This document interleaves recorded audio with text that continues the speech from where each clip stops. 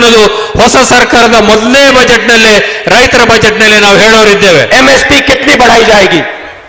MSP कितनी बढ़ाई जाएगी?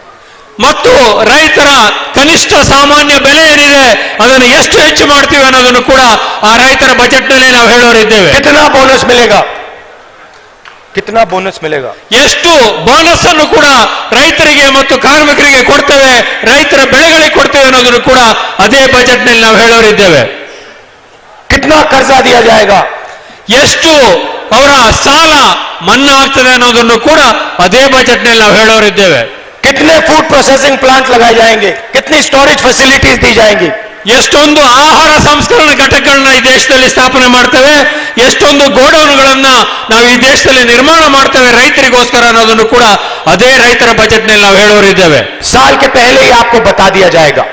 ಪ್ರತಿ ವರ್ಷ ಕೃಷಿ ಹಂಗಾಮು ಪ್ರಾರಂಭ ಆಗೋದಕ್ಕಿಂತ ಮುಂಚೆನೆ ಈ ಎಲ್ಲ ವಿಷಯವನ್ನು ಕೂಡ ನಾವು ನಿಮ್ಮ ಮುಂದೆ ಬಜೆಟ್ ನ ಮುಖಾಂತರ ಹೇಳೋರಿದ್ದೇವೆ. आपके दिल में जो घबराहट है उसे हम मिटाना चाहते हैं. ನಿಮ್ಮ ಮನಸ್ಸಿನಲ್ಲಿ ಏನೊಂದು ಭಯದ ವಾತಾವರಣ ಇದೆ, ಏನು ಬೆಳೆ ಬೆಳಿಬೇಕು, ಯಾವ ರೀತಿ ಕೃಷಿ ಮಾಡಬೇಕು ಅಂತ ಈ ಸಂಪೂರ್ಣ ರೈತರನ್ನ ಭಯಮುಕ್ತರನ್ನಾಗಿ ಮಾಡುವಂತ ಕೆಲಸವನ್ನು ನಾವು ರೈತರ ಬಜೆಟ್ ನಲ್ಲಿ ಮಾಡೋರಿದ್ದೇವೆ. मैनिफेस्टो में हमने एक और बहुत ऐतिहासिक निर्णय लिया है किसानों के लिए.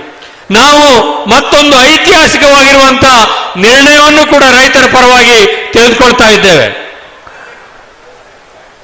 जब अनिल अंबानी जैसे लोग बैंक लोन लेते हैं और पैसा वापस नहीं देते हैं, वो जेल नहीं जाते.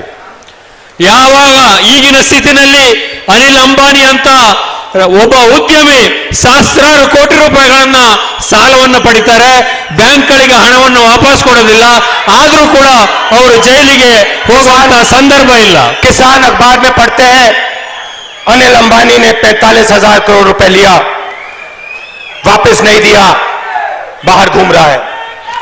ಈಗ ಬ್ಯಾಂಕ್ನವರು ಬರೀತಾರೆ, ಅವರ ಬ್ಯಾಂಕಿನ ಪಾಸ್ಬುಕ್ ನಲ್ಲಿ ಖಾತೆಗಳಲ್ಲಿ ಅನಿಲ್ ಅಂಬಾನಿ ಅವರು ಇಷ್ಟು ಸಹಸ್ರ ಕೋಟಿ ರೂಪಾಯಿಗಳನ್ನ ಸಾಲವನ್ನು ತೆಗೆದುಕೊಂಡ್ರು, ಅದನ್ನು ವಾಪಸ್ ಕೊಟ್ಟಿಲ್ಲ ಅಂತ ಪಾಸ್ಬುಕ್ ಅಲ್ಲಿ ಬರೀತಾರೆ. ಹಾಗೆ ಇರ್ತದೆ, ಅದೊಂದು ಯಾವುದೇ ಕಾರ್ಯನಿರ್ವಹಣೆ ಮಾಡದೇ ಇರುವಂತಹ ಒಂದು ಖಾತೆಯಾಗಿ ಉಳಿದುಕೊಳ್ತದೆ. मेहुल चौकसी 45,000 करोड़ रुपए ले गया, बाहर घूम रहा है.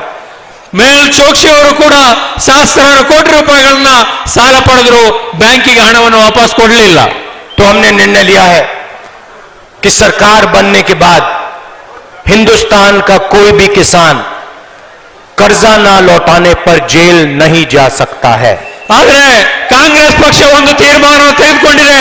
ಹೊಸ ಸರ್ಕಾರ ಕೇಂದ್ರದಲ್ಲಿ ಮೇ ತಿಂಗಳಿನಲ್ಲಿ ರಚನೆ ಆದ ನಂತರ ಭಾರತದ ಯಾವುದೇ ರೈತ ಯಾವುದೇ ಬ್ಯಾಂಕಿನಿಂದ ಸಾಲ ಪಡೆದು ಆ ಸಾಲವನ್ನ ಹಣವನ್ನು ವಾಪಸ್ ಕೊಡ್ಲಿಕ್ಕಾಗದೆ ಹೋದ್ರೆ ಯಾವುದೇ ಕಾರಣಕ್ಕೂ ಕೂಡ ಭಾರತದ ಯಾವುದೇ ಕಾನೂನಿನ ಪ್ರಕಾರ ಕೂಡ ಯಾವುದೇ ಒಬ್ಬ ರೈತರು ಕೂಡ ಜೈಲಿಗೆ ಹೋಗದೆ ಇರುವಂತಹ ರೀತಿಯಲ್ಲಿ ಹೊಸ ಕಾನೂನನ್ನು ನಾವು ಈ ದೇಶದ ರೈತರ ಪರವಾಗಿ ತರುವವರಿದ್ದೇವೆ.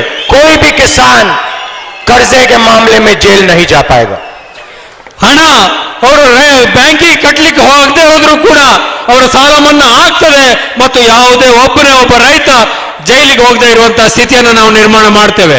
युवाओं को कहना चाहता हूं, 5 साल आपने नरेंद्र मोदी पर भरोसा किया.